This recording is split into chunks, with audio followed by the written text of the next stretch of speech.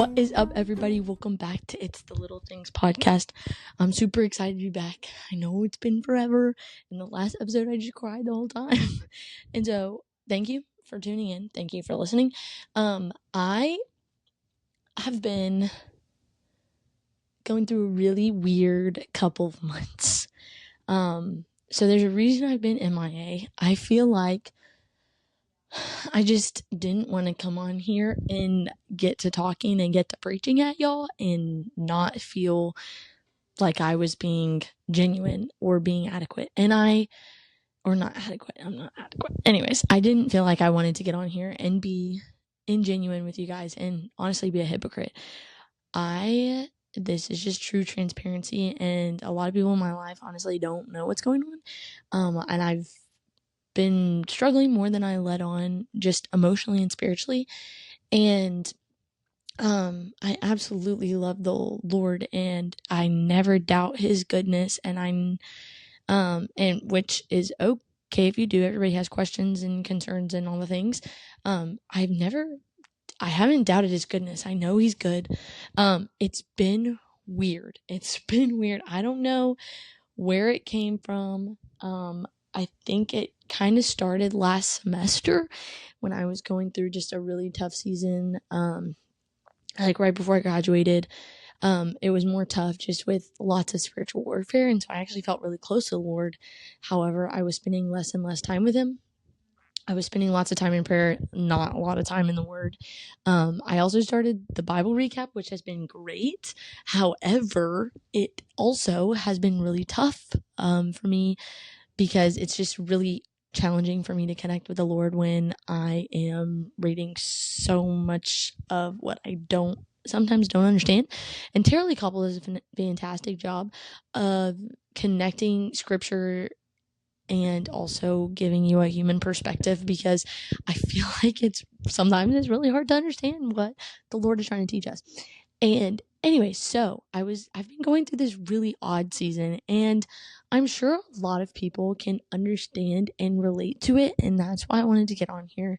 In the last 2 weeks, it has been a life-changing transformation. Essentially, like, the Lord has answered so many of my prayers in very small ways that have made such a massive difference. I feel like at the beginning of this semester and even over the summer, I just was having kind of an identity crisis. I graduated in May, and I was like, this is awesome. Low-key was like, I don't even know if I want to go back to school. I love what I'm doing. So that was definitely the enemy. But I was like, I don't even know if I want to go back to school. I'm tired. I just want to work. I just want to get to work and stop doing school, even though I love learning. And I just hit this point where I was like, I don't know what I'm doing. I felt guilty for not going overseas right when I graduated. I felt guilty for not going to do missions as soon as I graduated. I was like, my friends are going. I have people that I love and I know that are going overseas. And what am I doing? What am I doing with my life? I'm just staying and doing grad school. And I had a lot of truth being poured into me. Like, you can do the Lord's work in what you're doing. You don't necessarily have to go into mission straight out of college. You can go at any point. It doesn't need to be right now. And then when August hit, going from a season where I was like, what am I doing with my life? I don't understand what I'm doing with my life. I have no idea what I'm doing with my life. And I knew it was going to be okay. I also felt like I can't really plan that much because Eli is going into the military. So there's not a ton of planning I can do. I can do prep work, but I can't really plan. And so I was kind of like, what am I doing for the next 2 years? And then because I was struggling so much, I wasn't spending a ton of time. Like, I was in a multiply group, and so that was good. That was keeping me very accountable with the word. But Eli was having a great summer, being very close to the Lord, and I was like, why am I missing this? What am I missing? Why am I unable to feel this fire and passion for the Lord that I was feeling before I didn't understand it? I talked to a couple people, and they're like, this is normal. Everybody goes through something like this. And I was like, yes, but I don't want to be going through something like this. Like, why are you saying that this is normal? Because I don't want to be like this forever. Like, I don't want to just be like, you know what? Yeah, that's normal. And I'm just going to be like this for the rest of my life. I just don't want that. Like, I want the fiery burner passion for the Lord. And so I, kept doing the same thing I was doing, which was not spending more time with the Lord. Actually, probably spending less time with the Lord, and just kind of trying to will my way out of a crappy situation, which was a crappy mindset. Not even a situation. I was in a perfectly fine situation. I have this big, massive diamond on my left hand on my ring finger, and I'm like, I am extremely happy. I don't know what's happening. I was grieving part of my situation of like being engaged and kind of grieving a normal family situation, which seems like really backwards, but I was like experiencing a lot of joy and a lot of sadness of like my family situation isn't like other family situations, and there's a lot of good and a lot of negative with that. And so I was experiencing a little bit of grief from that, honestly, like just grieving how this season is just going to look a little different for me than it will for some girls, not all girls, but some. And then goes into August, starting grad school again. You're probably listening and being like, none of this sounds bad. And I understand. That's what I'm confused about. I was crying all the time. I was like, why am I crying? What's going on? Why am I upset? I don't understand. And then August hit, school started, and it was good and it was exciting. But I went into it with a bad mindset. I was already struggling. I was complaining. I was seeing the negative and everything, which is not my personality. And so that was kind of red flag number 17. And started school, and the dynamic of classes is a little different than undergrad. And I won't go into detail on that, but I'm pretty tough, I would say. I know you guys have seen me cry on here a lot, but I feel very emotional with spiritual things I feel very passionate about, and people knowing Jesus and all the things. But I'm pretty tough, and I can be tough, and yeah. So I was just struggling a lot with identity in class. I was like, okay, so I've been struggling all summer, trying to figure out what I'm going to do. I don't know what I'm going to do, and I feel like I have no next steps. I'm not sure where all of this is leading me. And then I go to school and I'm like, okay, they're talking about things I don't know. I've been personal training for almost 3 years now, and all of what they're saying is going way over my head. I don't know the answers to the questions they're asking in class. I was like, oh my gosh, I have so much catching up to do. I have so much catching up to do. And then all my other classes, I was like, oh my gosh, this is way over my head. I'm not smart enough for this. I'm not adequate enough. I'm going to have to work 10 times harder than everybody else. I'm going to have to do this, this, and this. I don't have enough time in a day. I need 48 hours in one day in order to do what they're asking me to do. On top of that, working like full time at work. Somewhat, I don't know how to explain it, but that's okay. But doing that at work, finding side jobs to do to save for the future, because there's lots of fun things coming up, but they're also expensive. And so there was just lots going on. And a couple weeks ago, I finally hit a wall. I was like just sitting in my car crying every day after class. I was like, feel so broken. I feel so empty. Every week after church, Eli and I would talk, and I'm like, I'm sad. I don't know why I'm sad. He was like, I don't know why you're sad either. What is going on? And I was like, I don't know. I'm sad. I don't know. I feel like so inadequate. And people were pouring truth into me, and I didn't feel like none of it was true. I was like, I'm struggling with the same identity crisis I struggled with when I played softball. Like, oh, if I'm not good at this, I'm not good in general. Oh, if I'm not good at softball, I'm a sucky person. Oh, if I'm not good at school, the only thing I'm doing right now other than work, then I have no value. And that's literally how I felt. I was like, I bring nothing to the table. Why would anybody hire me? I'm so inadequate. I'm so bad at this. Then it started pouring into my relationship with Eli, where I'm like, I'm not enough to be your fiance. Like, we didn't have issues, but these are like the things that are going through my head. I'm like, I'm not enough for you. I'm never going to be good enough for you. I will never be the godly woman for you or for our children. I felt inadequate in my family. I felt like there's not enough I could do. I need to be there for all of them, and I'm not anywhere close to any of them. And I just felt inadequate at work. I felt like I can't even coach my clients good enough. Anyways, all of these things, right? I've been talking about this situation for 10 minutes, but I'm hoping that you can relate and understand what I'm saying, because this is in the last 2 weeks, and I've been wanting to get on here and tell you guys, but I have this weird fear of talking about anything podcast related with my roommates in the house, and which is weird because they both listen to the podcast. Shout out Caroline and Jordan. But having them in the house, it's not like they're like directly watching me, but I know they're listening. Anyway, so Caroline's actually sitting in the dining room on the phone. But that's okay. So hi Caroline. Anyway, so I'm just facing my fear for y'all. Shouldn't have done that. Anyways, so all that being said is, around a couple weeks ago, I was reading Ezekiel because I'm doing that Tara Lee Cobble study, and I am way behind, just so everybody knows. I'm gonna just confess that right here and now, but I'm getting it done. Get her done. And so I was reading Ezekiel, and I came across this passage. Ezekiel 16:49. It says, "Behold, this was the guilt of your sister Sodom. She and her daughters had pride, excess of food, and prosperous ease, but did not aid the poor and needy."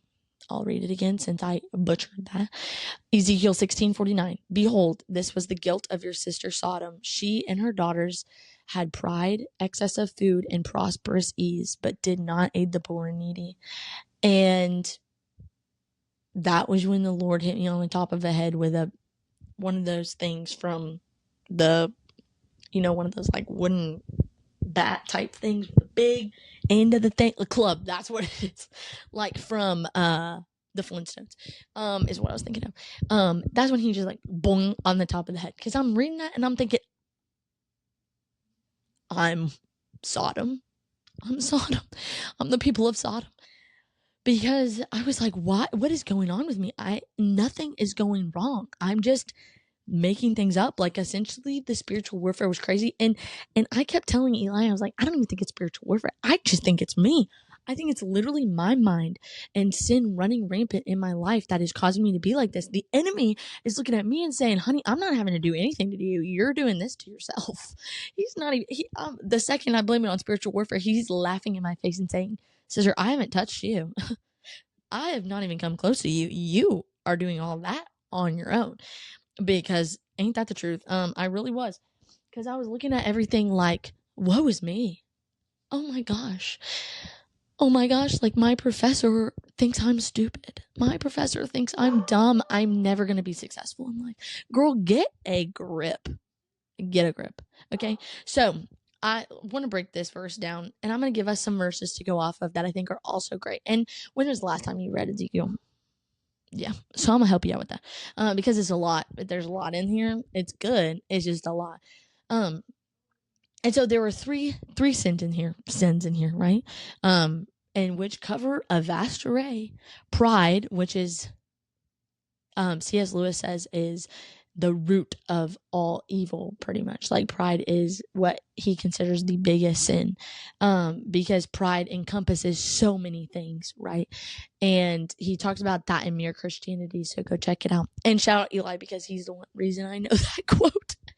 And then excess of food, which is like gluttony or greed, and then in prosperous ease. So essentially that's like, they're very prosperous. They get everything. So there's just, everything comes easy to them, which I've talked about here before. Living in discomfort allows growth. If you're constantly living in comfort, you will not grow. That is just a fact. And shoddy, was I living in that? Yeah. I'm definitely growing intellectually, but I was definitely not growing spiritually, because I was like a turtle, and I just got into my shell and I started just living in there and saying, oh my gosh, I'm getting so much persecution, teardrop. No, I was not getting a lick of persecution. I was literally just being tried by fire in school, but not spiritually, and that is not what I want to be. If I'm going to be tried by fire in one aspect of my life, you best believe I'm going to be tried by fire for Jesus, not just because my professor might think I'm dumb, okay? And that's okay. Think I'm dumb all you want. The Lord knows I'm not. So, and I'll keep working hard for it. Don't you worry. So, Ezekiel 16:49 shook me to my core. And I know if you're listening to this and you can't put yourself in one of these three categories that you're struggling with right now, you might need to reevaluate, because I do think the second you believe that you've conquered pride is when your pride is at the highest.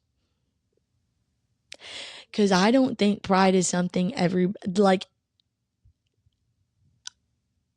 humans, I think pride is the easiest sin to fall into. Like, think about comparison. You're comparing yourself to somebody, either to say you're better than them or to think, oh, well, my sin isn't as bad as theirs. Pride. Ha! Got you red-handed. So, and then excess of food, greed. The other day, I was talking to my dad today, actually. I was like, I feel stressed because I feel like I can't have enough money. Hits you right there. I'm like, why am I stressed about money? I have money. I have everything I need. I have everything I could want. Why am I stressed about money? Is it the feeling of, oh my gosh, I just need to keep saving? I need to keep saving because just in case. I need to keep saving. Like, what if I need something else later and I don't have it? I just keep working and I feel like I can't get enough of it. Do we think that might be excess of food type thing? Excess of money? Oh, I have more than enough. If I have this much in my savings, I'll be okay. And then you just keep going. Oh, if I just have this much more in my savings, I'll be okay. Where's your reliance on the Lord? And I'm saying this for me because I literally had this conversation with my dad today. That's how crazy this is. So I'm like, where is your reliance on the Lord? Where is your aiding the greedy, or LOL, not the greedy, the needy? Where's your aiding the needy and the poor? Right? And then prosperous ease. Where is your discomfort? Are you just living prosperous because it's easy? Or are you living prosperous because you're looking to help people? What's the deal? Not being prosperous is not a bad thing, as long as glory is going to the Lord and you're using your resources well. How many of us are using our resources well? Because I bought a coffee this morning that I didn't need. That was $6. So, not that that's always bad, but I've been consistently buying $6 coffee for a while. So I probably need to look into that. But I feel like what hit me the most out of this whole thing, one was the pride. Okay, that was number one. Number two was, but did not aid the poor and needy. That hit me number two, because that goes right in line with pride. I was like, when was the last time I thought of somebody else other than myself? Even with Eli, like my roommates, Eli, my other friends, like all of the girls that I asked to be my bridesmaids, when was the last time I checked on them? When was the last time I served them? My love language is acts of service, and I hadn't served anybody in a long time, because all I did had been thinking about myself. When was the last time you served somebody other than yourself? And coming with service of others is the removal of complaining. And I say that, and it sounds silly. It sounds silly because it's like, no. Trust, serve somebody else. Think about somebody else.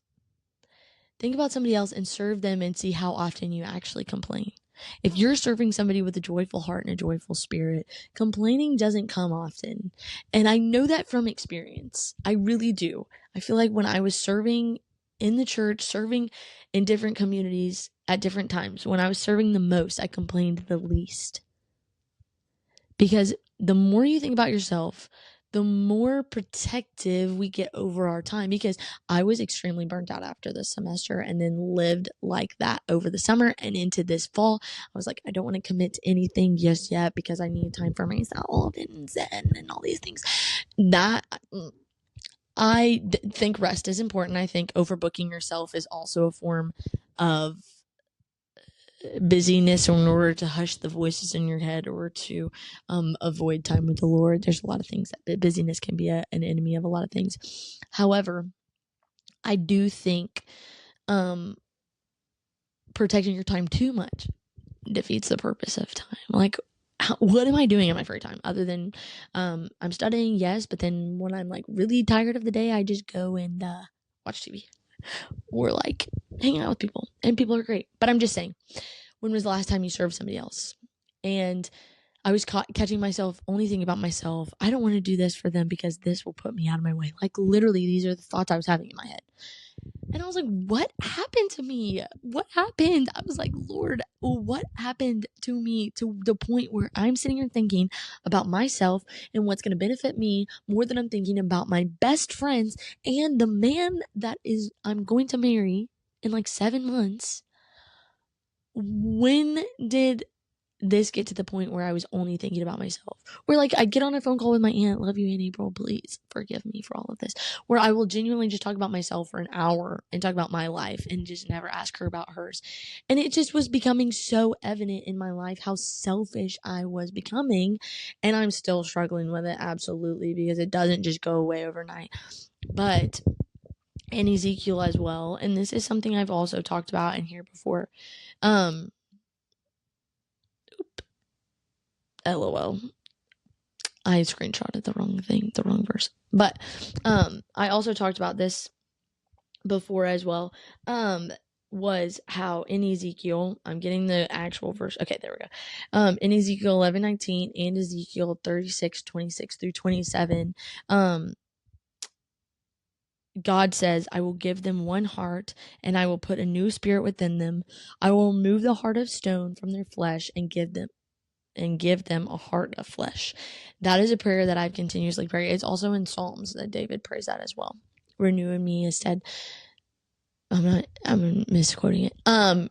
But I think this is so huge because how often do we become apathetic to the world and to other people's and their struggles because we tend to think about ourselves? Now, I do feel like mine was a lot on the excessive side of selfishness, and like everything in my relationship with Eli and in my relationship with my roommates had just become very selfish. Like, they would ask me about my day, I would tell them about my day, and then I would like walk away like I'm really sorry for that. Like, it's just crazy. And I was getting to that point where I was like struggling so much mentally and spiritually in my life that the way that the enemy was like, not even the enemy, I guess my coping mechanism was to pull away and just be by myself. Because, if I go and watch TV, I'll feel better tomorrow. If I go eat this meal by myself, if I go sit in my room by myself, I'll just like feel better tomorrow. I won't be depressed that I'm bad at everything I'm doing. I won't be depressed that I have no direction in my life. I won't be depressed that I'm doing bad in my class. Like, they think I'm dumb. I'm not smart enough. I'm not good enough to be here. I like at one point cried and cried and cried. And I was like, Lord, I just feel like I'll never be loved enough. And boy, did he humble me to pray to the Lord that I didn't feel like I could be loved enough is new low, because Jesus, he literally gave his son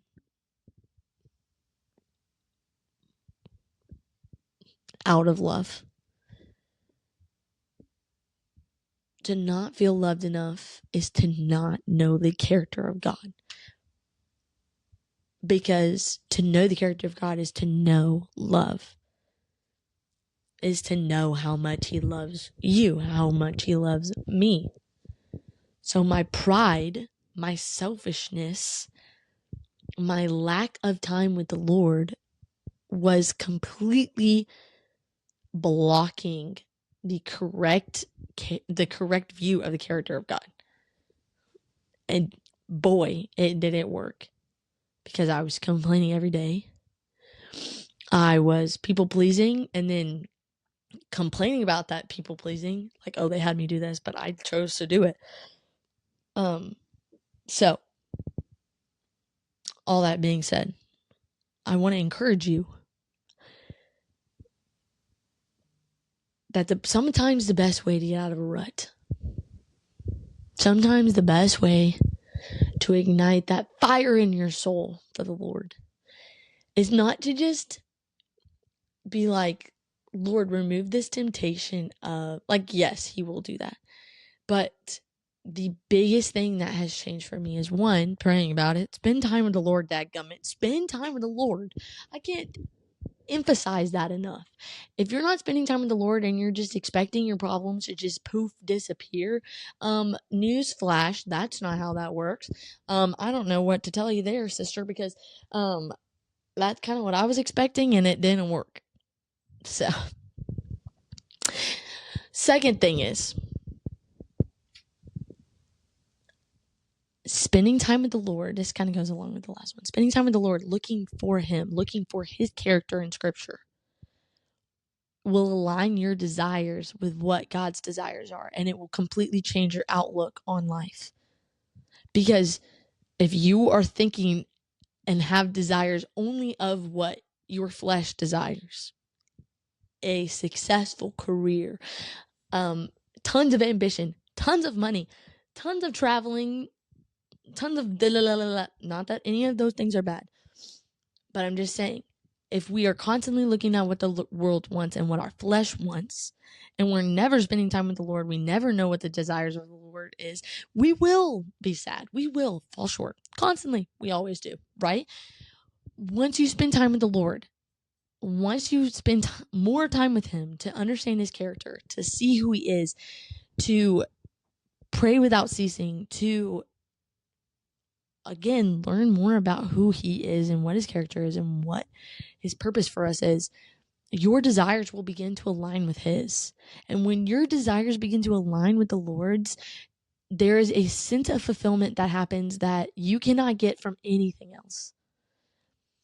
Temptation of sin doesn't go away magically, but when your heart desires align with the Lord's, temptation is very conquerable, because I don't want to say temptation goes away. I'm trying to think of a better way to say this. Changing your desires of your heart to align with God's will change the desires of your flesh more likely. You are able to die to yourself daily in that sense. And so that temptation, that sin, will slowly and slowly be more muted because your desire now aligns more with the desire of God. That doesn't say that sin goes away. We are humans. We sin. We struggle. But all of that to say is, spend time with the Lord. Look to serve other people. Ask the Lord to remove your heart of stone and replace it with a heart of flesh. And spend time asking the Lord to reveal the parts of you that are prideful and selfish. Because if you feel like you're not in that, if you feel like you're in a space where you're not prideful at all, I kind of have some bad news for you. Pride is a lifelong battle. So with that being said, on a positive note, thank you guys for listening or watching. I have some exciting new stuff coming up. I have an interview coming up. And so I'm really excited to share these things with you guys and be more consistent. I'm feeling better, but I didn't want to get up on here when I was struggling with all these things and like not spending time with the Lord and really struggling. And I think vulnerability is huge. And that's why I'm getting up here and like really opening up my heart to you guys. However, I just didn't want to get on here and tell you guys all these things and it coming from my butt because I wasn't spending time with the Lord. And so anyways, I love you guys. Thanks for listening. Thanks for watching. Stay tuned for all the stuff. Follow me on Instagram, either me or the podcast, and just be a light for the Lord in everything you do and glorify him in all of your actions. Be the reason someone smiles today. Bye.